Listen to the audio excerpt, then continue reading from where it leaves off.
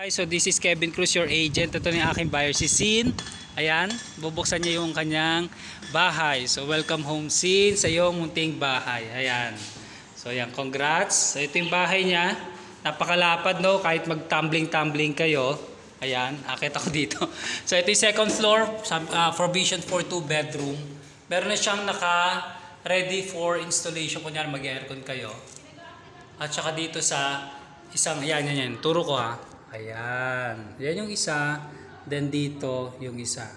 So yan. Provision for 2 bedroom. Ito guys, ang ganda ng kanilang glass window. Pwede ka maglagay ng chandelier dito sa may bandang hagdanan.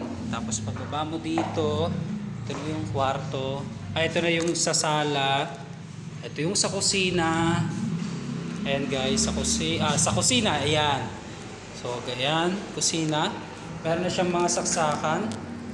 Yan, switch ng lights. Installed na cabinet. Yan, may install na siyang cabinet. Then lababo.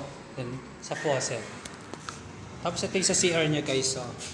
So malaki yung kanyang CR. Tiles na yung kanyang hanggang upper portion ng wet area. Ayan yung sa kabitan ng shower. Tiles na hanggang taas. Then skim coat. Ito sa showers, medyo nakataas para separate yung wet and dry. So ito yung lavatory, ito yung kanyang toilet, tapos ito yung switch ng ilaw. So yan guys. So ito yung kanyang labas. Ayan yung kanyang labas. Ayan guys, so ang laki ng kanyang corner lot yung nakuha ng buyer ko, si Zin. Corner lot, ayan.